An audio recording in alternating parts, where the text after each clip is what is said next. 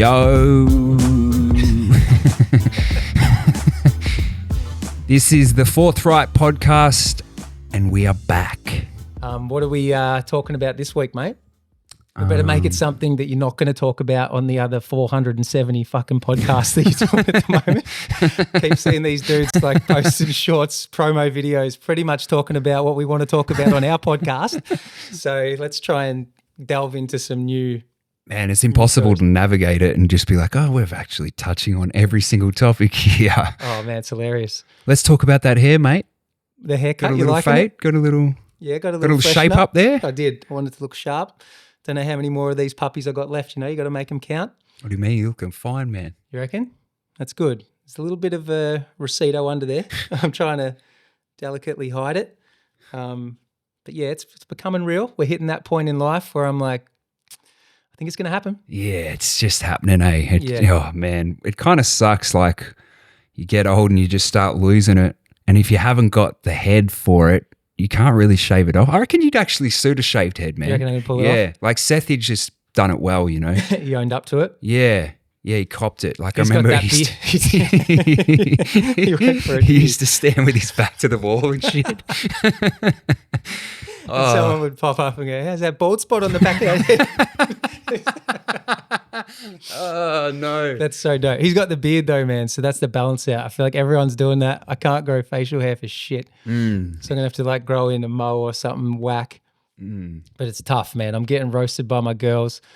Man, did I tell you? I can't even remember, man. Like I definitely got to tell the people at home. But I was like walking out the other week and like this bald dude walks past or whatever. And then Lonnie like looks at him and just like, oh, I'm glad you're not bald, Dad. I'm like, me too, babe. But unfortunately, like most of the men in my family sort of lose their hair. So I reckon one day that's probably going to happen. And she's like, oh, no, but everyone's going to laugh at you. I was like, yeah, that's pretty much the fear, babe. You've hit that on the head. Oh, they're so brutal, aren't they? They're savage, bruh. But amazing at the same time. So yeah, anyway, it's hot as fuck in here. So I've misfired here. I'm going to take this off. It's about 38 degrees out there. We picked a great day to shoot a podcast. You just got to embrace those pits. You got the juicy dogs. Yeah, that was a rookie mistake right there. Wearing a grey tracksuit t-shirt. That's why I've gone the black dog, man. Let's stay warm. You can even see it popping out. Oh, there you go. We're getting roasted in here, babe. I love that you've put it on full display. It's so good. What are we talking about today? Man, I feel like part of the aim or the game plan when we're doing this is to be a little bit like freestyling with it. Like we don't want to get too formulaic or whatever and sit there and be all systematic. We're just going where we go. The only downside to that is you finish the ep and I'm like, what did we talk about? So everyone has to forgive us at home if there's times we start rehashing a topic and just go into it because we're like convinced, we haven't said this before. We're finding our feet, you know. We'll get there. It's going to take some time. We're loving it. But it feels like maybe we were leading to a place where a lot of Festy and the mixtapes and all those sorts of things and maybe getting to a point where that came out. So it made me think about, I guess, you doing what you see is what you get. Which actually was before that. And I think because really our objective was always actually ForthWrite. We were doing the mixtape. We wanted to do an album together, but I had this music with Matic that was there in the background. I'm like, I feel like I got to do this first before we get to it. And then you were like, oh, sweet. I'll just do an album as well then while I'm waiting. So you sort of started getting beats and did what you see is what you get.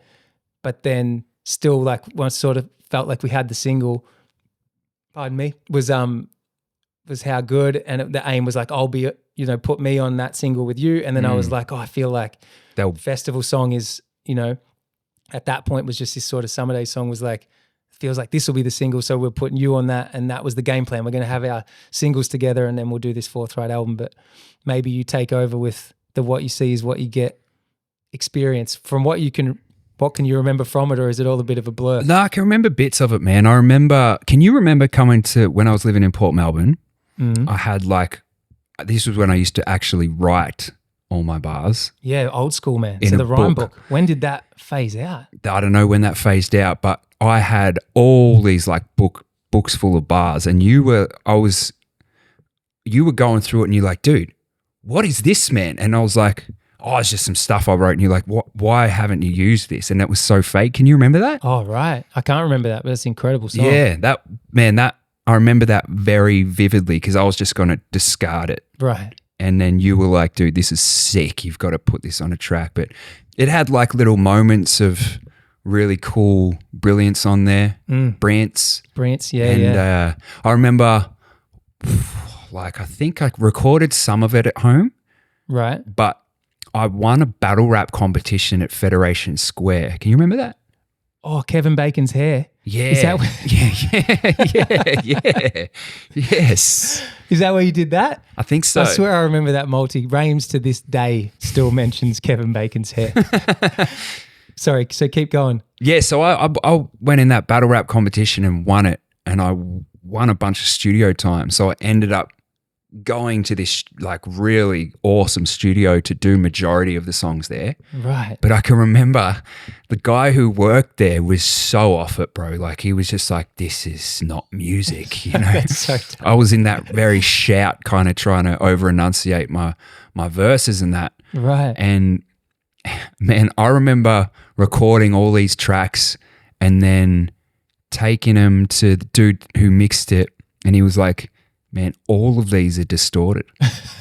Like the guy's just sitting back, letting us clock off all this time and then just not fixing any of it, you know? Oh, what a savage. Oh, man. And I was like, well, So Fake's meant to be a kind of aggressive song. We'll just leave it in there.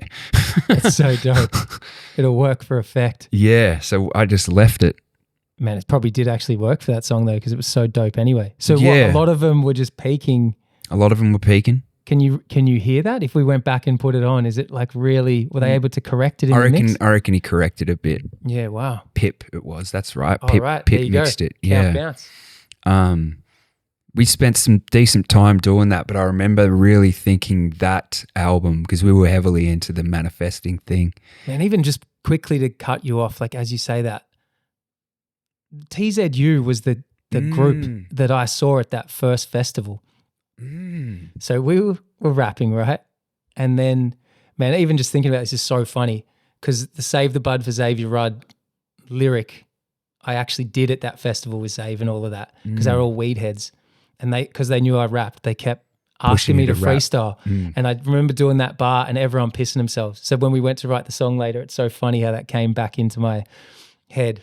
But we saw TZU there and they loved TZU, didn't even know who they were. And then you also ended up working with Joelistics. Yeah. So we ended up, because I remember actually saying, like asking the question while I was there, how on earth will we ever get from here to up there when we don't know anyone? And it's so weird that in the end, like Count Bounce sung on Ain't Got Time, we mixed both the things. Yeah. We met Joelistics. Joelistics Anyway, was sorry. on What You See Is What You Get. Yeah, keep going. Like, That just made me realize that. I think that shows, like, even though we were into the manifesting thing and the secret thing, like it was at work, you know? It was clearly coming, it was coming together. We started to acknowledge it, or just seemed to be able to draw some correlation between that, because we kept noticing these serendipitous, supposedly quote unquote coincidences, like that were all synchronicities and stuff. That was just like,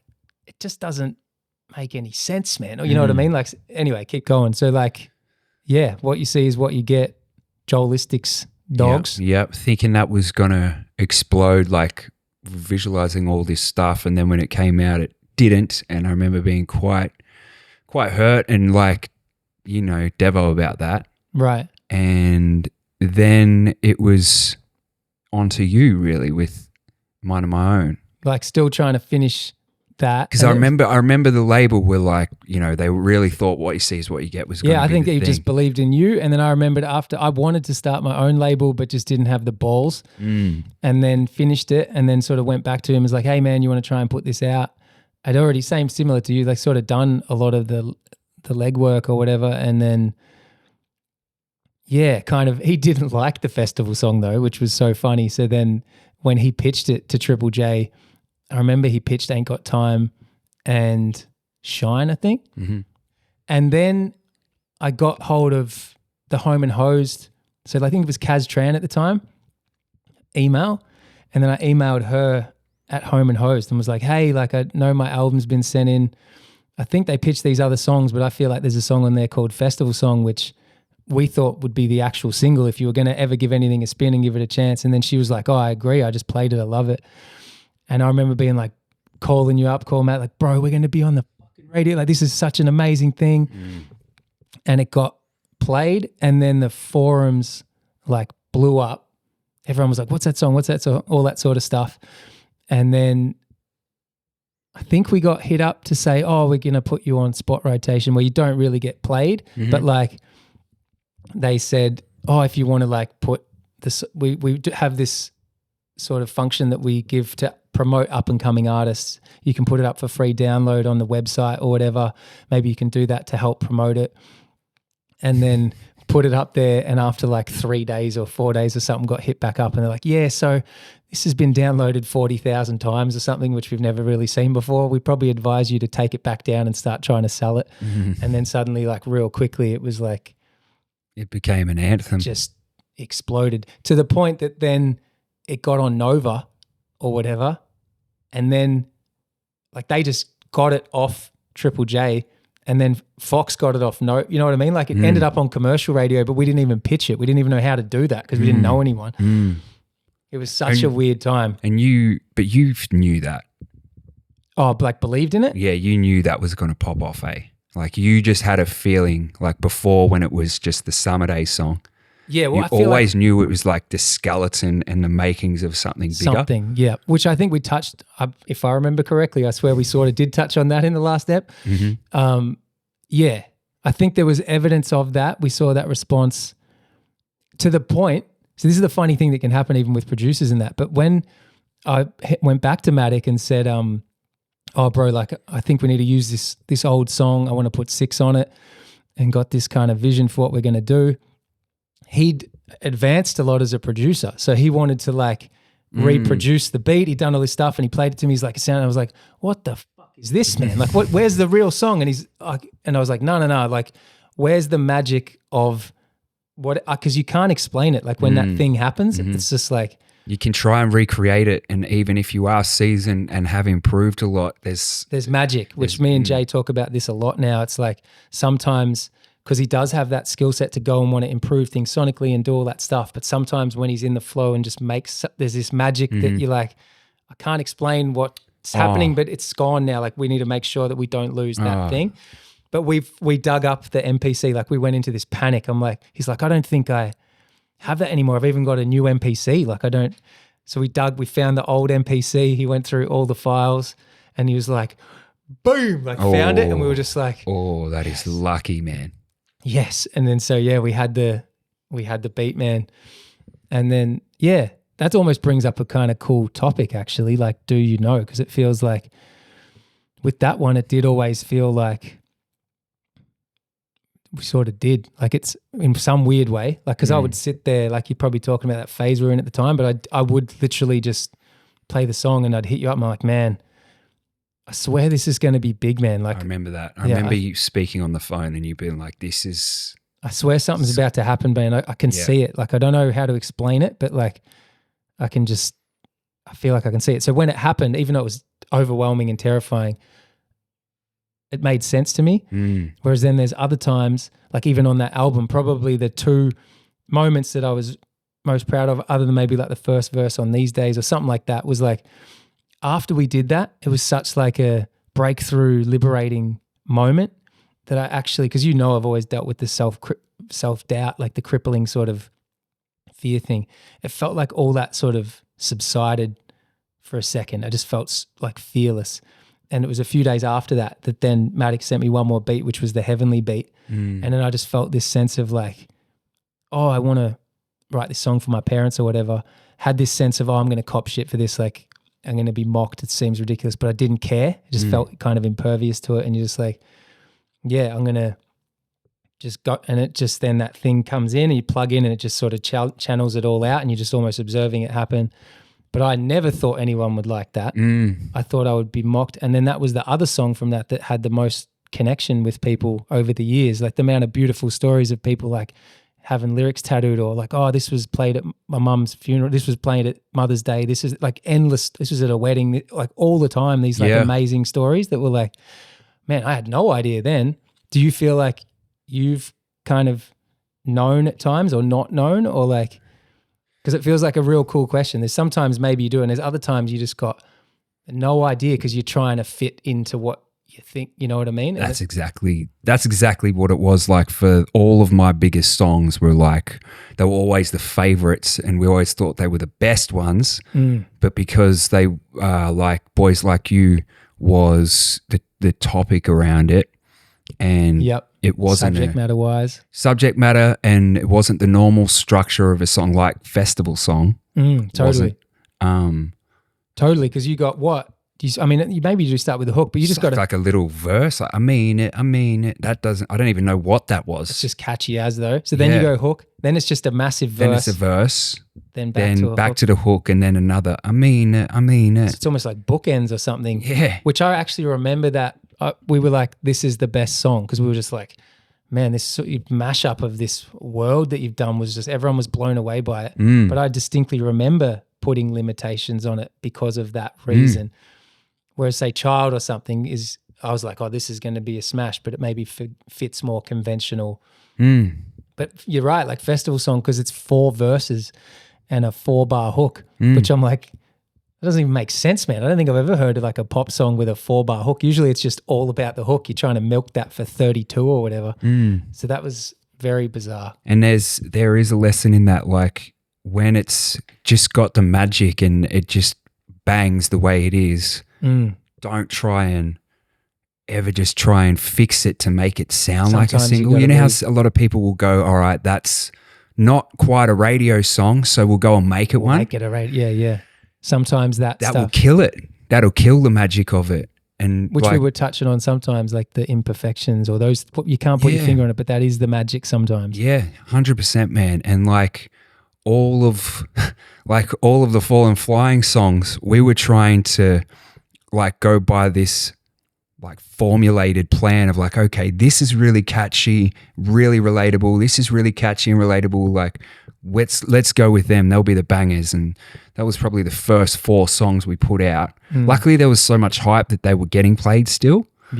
On Triple J, which doesn't really happen, which is really awesome. But then, man, we should even touch on that because they didn't.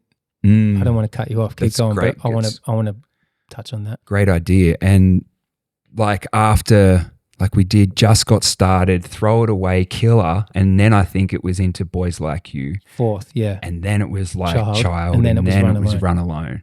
It was 6 singles, bro. Yeah. Everyone went gold as a bare minimum. Yeah. And one probably went, 4 or 5 times platinum? I think it's gone 7. Now, Boys, I think Boys has. Just get them streams up and you're actually heading towards a diamond plaque. Yeah. Gangster. How wild is that, man? Yeah.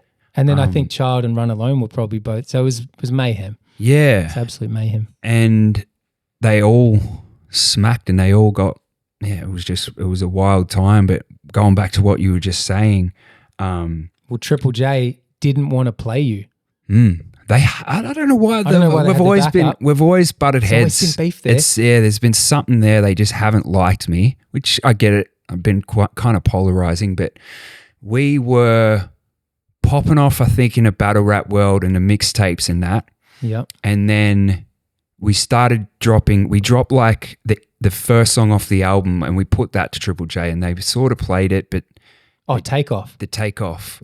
That we got emailed from Triple J saying, "Can you please tell your street team to stop requesting the song?" And we were like, "What are you talking about? We don't have a street team, bro." You touched on that, I swear, the other time, but like how you had such people, it was such a frenzy. There were so many messages that they thought it was spam. So they thought it was us. Stop faking it. Yeah. And I was like, that's not us. And then they were like, they actually played you because they had to play you. Yeah. which is pretty dope. That's really cool. I think that's probably the only reason they did, really. Doesn't matter. The demand was there. If that's because that's their job, it's like the people actually want to hear this. Man, and because I feel like you started having all like the Mickey Mouse, the Disney get up kind of merch, and it was all popping off. Yeah, which I wouldn't wear now. The super, what was that? Wouldn't wear that now. But at the time, and then I think the real iconic, the photo, the Boys Like You one with the Ray-Bans on and stuff. So you just seemed like a full-on rock star. But I think I remember that filling in for like have this memory that's coming back to me right now, filling in for like a sort of just whether it might have been like a midweek basketball game just for friends, and like multiple cars like rocking up throughout, like either on the way in and then on the way out of just like dudes coming in like 60 merch with just like falling and flying, like pumping at an insane level and whatever. And then whether I'm with other friends are just like, man, 6 really is blowing up. I was like, yeah, man, it's like, it's mayhem. That was wild. Such a wild time, man. Seeing that happen. I remember rocking the outfit in the keynote battle, and I remember kids sending me photos wearing the exact same outfit to like parties and stuff. Like a dress up. Like going up for Halloween, going to $6. That's awesome. Yeah, that's amazing. So the battle, I don't know if it's the right time to digress onto that, but was that a lot of fun? As we've said, it worked hand in hand, like in conjunction. I don't think you could have had one without the other. It was the fact that there was that rawness and the entertainment value there, and they were kind of going. So where were the battles at that point? Where did the Cursor battle land then? It would have been like either right before, because I thought it was 2011. Okay. But it might have been after. But I feel like it was when like Just Got Started and that had been played on the radio, because he mentioned that in the battle. He did. Just got started. Oh, fuck off, bastard. Yeah, that's right. Right. So the bangers hadn't had Boys Like You and all that taken off yet? I don't think so. Okay. Like I remember, I just remember him bringing that up, and I think it was the battles were just helping push it along. It kind of makes me tempted to go and do one now. Get back amongst it, yeah. Just to pump this album. Could be smart, bro. You get back. Maybe we should do a ForthWrite battle like we always spoke about. Do it 2-on-2. Would you do it? Yeah, it'd be fun as. Go and roast some dudes, man. We'll be right at home. Dude, I would be so down to do it together. That would help, man, because I get so anxious. Well, that's what's so different now, hey? It's like, yeah, it's kind of, we've switched worlds, cuz. Yeah. That was me at the start all the time, and now like going on this more recent tour, I was like coming out on stage and you're like actually present and engaging. I'm just like, man, this is unbelievable. Like this is so fun. Oh, right. Is this what it was meant to feel like the whole time? Like this would have felt very different if I was enjoying it on that level. So when you did the anniversary tour, right? Yep. How long had it been since you've been performing, really? Man. You've done a few shows here and there, I remember. I think I might have done, like it would have been 6 or 7 years or more. And it might have even been sort of supporting bits on the Vintage Modern, and I did a few little capital city shows when I put the Don't Look Down thing out, which were really fun. It was the beginnings of me starting to be like, oh, okay, I think I'm starting to understand what this can feel like more. And we spoke about how you got really anxious in the past. Now, in this anniversary tour, did you have that still? Probably in the lead up, yeah. I feel like a little bit. I deal with it very differently now, which I'm sure we'll get to at some point. But yes, I think that's still there. It's just learning how to actually, instead of probably taking it all on board like I did in the past, I don't. And then it's sort of this sense of surrender. So then just you can be present and you're actually there. And like even what we were saying with the feeling of putting music out, it's similar to that where you just start to sort of make your peace with it, and you're just like, it is what it is. It'll be what it'll be. And therefore, once you surrender like that, ironically, a lot of times is when it seems to work out. Like, it's amazing. And did you think that tour would How did you think that would go? Terrible. Right. I took it as a sign sort of thing. So when I got hit up, shout out to Rowan, like it was actually Seth's manager who he'd like done the Wait a Minute little anniversary tour, and it did really well. And then, Rowan hit me up and was just like, man, have you ever thought about like doing a tour for a mind of my own? Like, do you know it's the 15-year anniversary? I was like, no, I did not know that. And no, I have not thought about touring. Like, who would come to that? And he's like, I actually think people might come, man. Like, I think you should give it a chance. And I was just like, classic thing though, how now we like just lean into it with faith sort of thing. It's very much that. I was like, all right, this is a sign. I've got this music I've been working on, which I'm just not going to get around to. I'll take this as a sign that I'm meant to do it. So I'm going to make it a goal to try and like finish a song. That's where we were weighing up what one to do. And I think the dad jokes thing, just wanting to reconnect with people. It's like, well, where have you been? What have you been doing? I'm like, this is what I've been doing. Dad life, loving it sort of thing. And then just loved it. Like once you surrender to it, you go all into it. And it actually did really well. Like I think he was blown away with like kind of how well it did. Like it was like, oh, I didn't actually, once it got going, like some of those shows were just absolutely insane. So it was just such a blessing, man. And then started to, remind me of that. And you were going out into the crowd afterwards and stuff. Do all that stuff. Absolutely. Because you just like love it, like to actually engage with people. And for me, as we said, like I'm kind of in disbelief that they're there. I'm like, why would you support me? And so it's just beautiful when you meet people and you have actually, maybe like we were saying, like that tendency to see all the negatives. And now when you're not so identified with it and not so attached to it and all that stuff, then you can just see the good in it and just feel so grateful. It's just amazing to sort of meet all these different people and where they come from and why they're there, and all the rest was like very touching to hear like a lot of those cool stories, which you would have heard forever, like all of those things that people have always said to you all the time. So it was like, and did that go and like, did that motivate you? Like, did that light a fire to want to do more? For sure, yeah. It sort of just reminded me that on some level it's like what I was meant to do, and you spent so much time turning away from it, like running away from who you actually are or what it is you're meant to do, whether they're just certain gifts you've been given or whatever. It's like when you're in alignment with that, without all the ego bullshit that comes with it usually, like if you're just actually in the sense of trying to make something honest and just art, or you know what I mean, just actually do something unique and lean into it, even though instead of giving in to all the outside pressures of, as we'd said.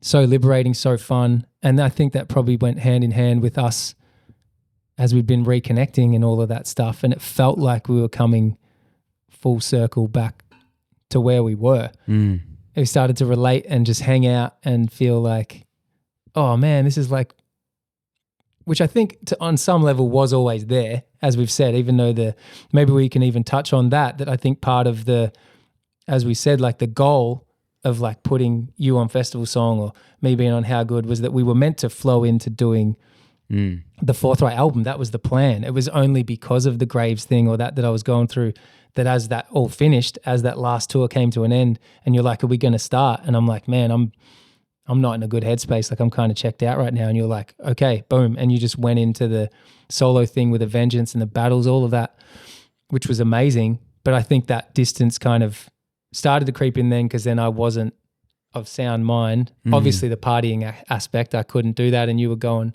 hammer and tongs sort of thing. Yeah. But there was still always a closeness, even if we didn't get to see each other as often. It was more just that then maybe also we deal with those things in the same way. Like when you're struggling, you do, like I definitely isolate, recluse, like you don't want to. You just withdraw. You withdraw. You don't want to admit it. So those times when you're just sort of watching you take off, and there's sort of a lot of those yes men. There's a lot of people around you that become like vultures, and like that always felt like, oh man, I'm meant to be there with you, like we always had been. So it's sort of shit when you don't have that proper, like real friends, real support network, because then it does let all of that other stuff come in. It was really special when like we would spend a lot of time apart, but it's whenever we did catch up, it would just be like we hadn't spent any time Definitely, apart. It was always just so there was no ego, and it was just always love, you know? It was just like a kinship. It was like brotherhood, really. Yeah, very natural. Absolutely. And after the anniversary tour, when was that, by the way? I guess that was like middle of last year, so like 6 or 7 months ago. And then it goes quick, and then did the Sethage tour after that, which just had me reflecting, like that was fun as well. How long after was that? That would have been a few months, yeah. A few months after, yep. And was that a big regional one? Yeah, like all through regional spots. That was super fun as well. So had the anxiety and nerves subsided for that one? I wouldn't say they'll ever subside. Like I think on some level they're always there. It's just how you deal with it. Right. So that's what's changed. Yeah, whether that's with prayer. Because it was like as soon as you're giving it over to something else, I struggled with the performance anxiety because you're always trying to do it in your own strength sort of thing. Whereas when you're not, then you're like, hey, it's out of my hands now. Like I've done everything I can. I'm here. And it feels like it's a very different game when that's happening. So then you don't be afraid of it. You're like, oh yeah, that feeling's coming up again. There's nothing I can do about that. You do everything, which I think a lot of great performers or a lot of great, like maybe even athletes, they get good at that feeling of like, maybe even like boxers or like a UFC fight, like do everything you can in preparation. And then there's a feeling of total dread before you're about to like walk out there, but there's nothing more I can do. I've done everything. I'm here now.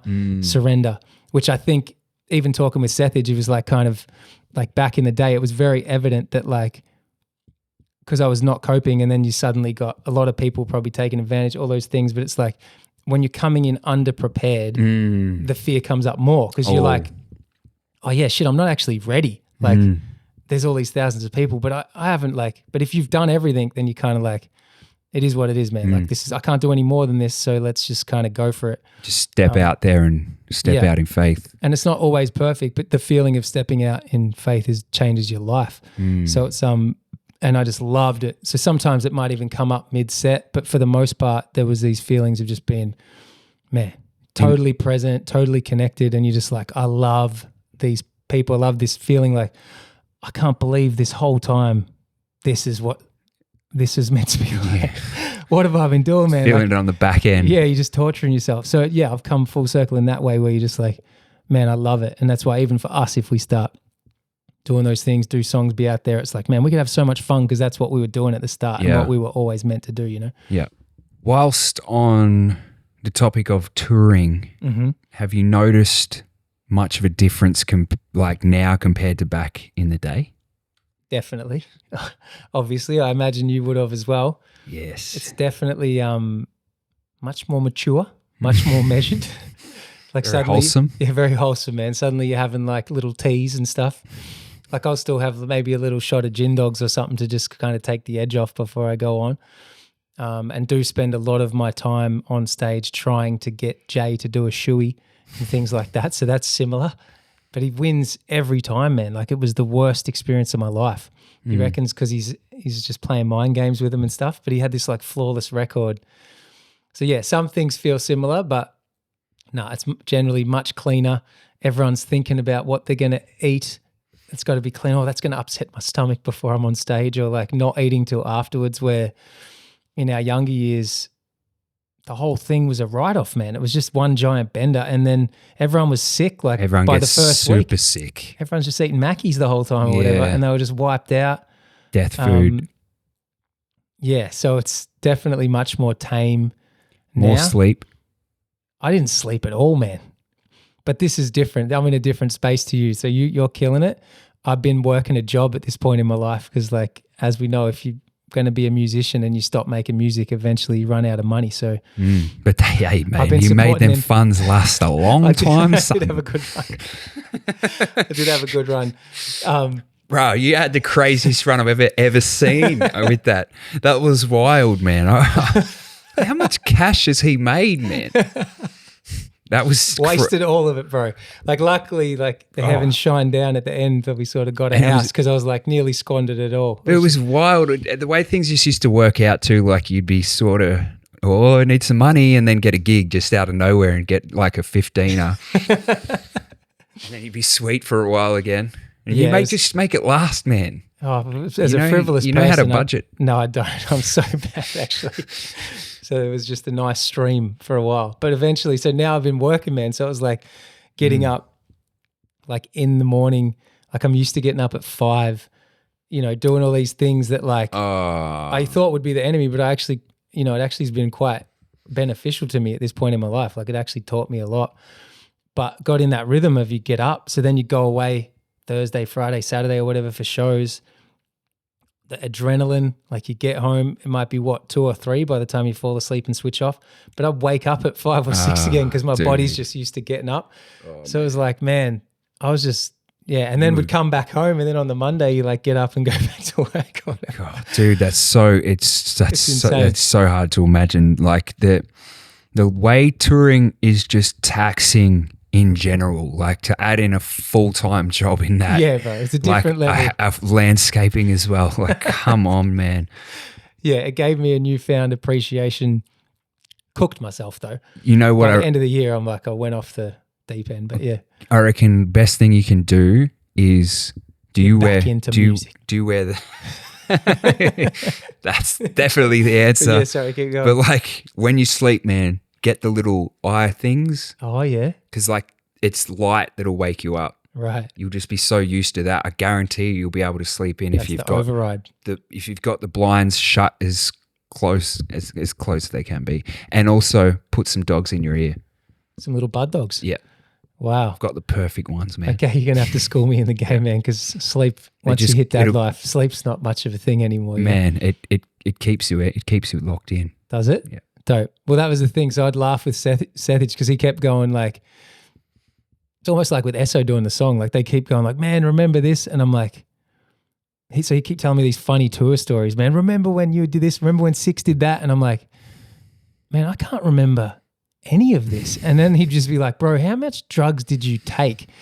And then he was like, made a good point. He's like, if you're that anxious, how much trauma? The trauma is, but also because it sort of localizes your focus. Like, I don't know what the technical way to explain it, but he's like, because it feels like you're in survival mode, you're not really processing much of the outside stimuli. You're kind of just like focusing on like, I've got to try and keep up the mirage that I've got it all together when really I'm actually having a panic attack in here or whatever.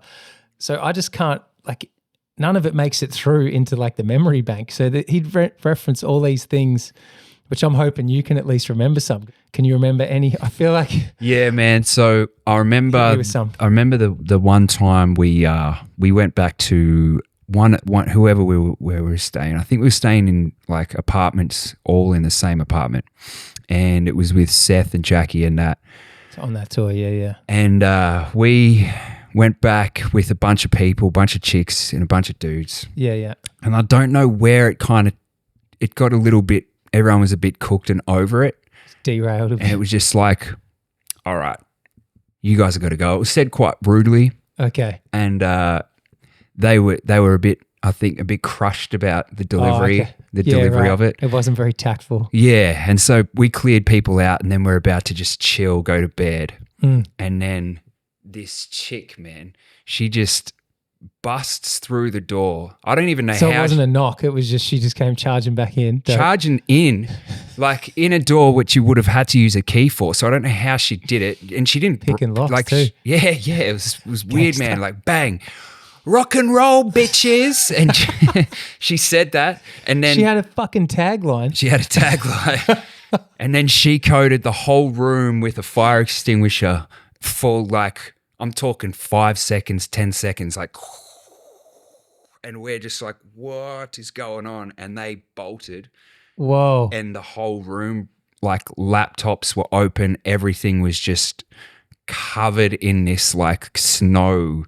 It was bizarre, man. And man, can you imagine that? Like, I feel like I vaguely remember this. It's coming back. And was that when poor Wheezy had to be the one that cleaned it all up? Yeah. So Wheeze was tour managing. So everyone went to bed. We all just went to bed. We all went to bed and he was freaking out about not getting having to pay for extra damages and all that. And he spent the entire night cleaning up this frosting, man. It was like, welcome to the tour, baby. And I feel like it was like his we would have first just gig. left it. Yeah. savage. We would have just left it and just said, whatever, put it on the credit card. Because it would have been my credit card too. So you, unbelievable. But he Don't worry, Pez has got it there. scraped every corner. Yeah. Man, he did an incredible job. Like he deserved a bonus for that. He did. And that, I remember that quite vividly. And like we were pissed, man. Like I remember running after this chick and then catching Did she lace her. you again? Or? Nah, I caught her and then I was like, well, what do I do now? Yeah. Not going to do anything. Thinking I was going to go crazy or like hold her until the cops get there or something. Oh, right. You were going to go that route. Yeah. Like we're charging you for this. And then just being like, see ya. Well played. And then tagline was dope. Funny as a couple weeks later we played, I think it was Albury, and she was there with her friends, and we gangster, man. We dapped it up and was like, hey, respect. As you would, That was yeah. actually really cool. She's actually a gangster. Yeah. That is was so very amazing. funny. I hope to see her again one See, day. I can't really remember that, man. So I got nothing left, cuz. Man, and there was another time on that same tour, we were staying in all the cheapest places, As you do. the backpackers places and that, and I probably didn't even think to wear thongs in the shower, so I just got clapped up on with tinea on the feet and that, and that, man, that is just the worst thing to catch on tour, Right. like the stink. Right. Like this, it's like cat piss, but it's a musty. Can you remember that at all? Can't remember that either, Dude, bro. I got nothing. It was so bad. Like I'd have to tie my laces so tight, and if I just pull the tongue of my shoe, it would just let out this fog This waft. and clear out a whole room, man. And I remember after one of the shows, like hooking up with this chick. Don't tell me. Going into the room, taking the you dogs took off. shoes off. I should have left them on, You man. didn't leave with the I should dogs have on. left them on. Bro. It was so bad. Oh, dude, the poor thing. She just didn't Did she say just- anything. She What just a soldier. Bro. Oh, I feel so sorry for her for that because that was so brutal. I remember just being in denial. Oh, and there was one time Please go. Please just keep going. I just hope you got more stories. At This the is hotel, wonderful and I like- can't remember any of it. with the tinea. It was the only move I had. I didn't know how to deal with this thing. I'd never had it When before. hooking up, you mean? Or just Nah, like just in like general, just public? day to day. Like, what do I do? Like, it's so bad. I can't take my shoes off around anyone, or they freak out, and I was Absolutely. just really embarrassed. Yeah. I remember we had like 5 minutes to get it to the show or get in the car or something like that, and I'm washing my feet in the sink, like because you do a little fresh wash, and that would help it subside for like 10 minutes. Just buy you a bit of time, put the fresh sockies on. And we had to rush out the door, and I just forgot that I left this sink. And like Seth coming back that night, he's like, he lost it, man. But he was like, dude, it's like you've just drained a Greek salad with all this feta in there. It was so, It's so disgusting. it was so brutal, man. Oh, I remember just being so ashamed, but also just like, well, you got to deal with it, mate. Exactly. This is the tour life, man. That's it. Oh, bro. And that's from the Mind of My Own tour tour. life. That was pretty much the memory I have of those, man. Oh, bro. That's a beautiful way to finish the ep. We're going to try and think of some more stories by the next one because I'm just We had the a vacuum. Piscus. Remember the Piscus? I can't remember that. There's nothing there, bro. I just man. obliterated myself. Your memory sticks have just been fried. Totally fried, man. I'm Yeah. serious. Well, we broke that down on another. Can you remember doing that interview? We broke down the whole Piscus, like you piss on a plate, freeze it, and then slide it under the door, and it melts. Oh, man. So when were we hitting people with Piscuses? Like, was that just a way to just... I think we did that with Sethich one of the times. Oh, just hit him with a Piscus? Yeah, like, yeah. So you just... You're just messing with cats. Yeah. That's a good time. And So there were some positive memories, bro. I just can't really remember them. That's good to know. And we dropped that in an interview, and it went super viral back in the day. Did it? Okay, Yeah. dope. Yeah. That's good to know. But on that note, Let's end on a Piscus, man. Thanks for being... embrace the pits. Embrace the pits. The pits of life. Right there, if you They'll can see him in the black They'll dogs. get on you the through top. there, son. That's so gangster, man. That's one of my favourite memories. You just hit him with the pits. Peace out, homies. We'll see you next week.